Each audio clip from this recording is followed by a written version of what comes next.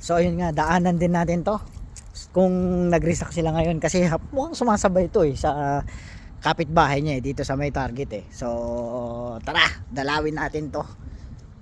Silipin natin yung mga pegs nila kung meron. So tara, let's go. Tingnan natin kung nag-restock sila dito. Kasi minsan nagre-restock sila dito So subukan natin. Tingnan natin yung sampayan nila dito kung meron at kuha tayo ng mga ilan-ilan. So yun nga. Kuha tayo ng pambenta natin. So tara, let's go. So yun nga po, yung laman ng peg nila ngayon, e-case siguro to. E-case. Karamihan na e-case na dito. So kuha tayo ng mga ilan-ilan. Ito kunin natin to, e-case na to E-case na to. Cyber quad. At kuha tayo ng pambenta. Pambenta na natin to. At kuha tayo, okay? Ng mga okay na pangbenta at ipadala sa Pilipinas. So yan nga. Kuha lang tayo. So tara, let's go. Samahan niyo ko.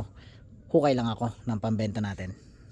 So yun nga po, nakasungkit na rin tayo ng pambenta natin at sa Target di tayo nakakuha, pamperso yun. So ito yung mga nakuha natin na uuwi ng Pilipinas, siguro third batch na yan, nasa third box na yan. So basic cards, case E and F naka-display dito ngayon sa $3 na binisita natin. So tara, let's go, bayaran muna natin to. Ito yung mga nakuha natin pambenta.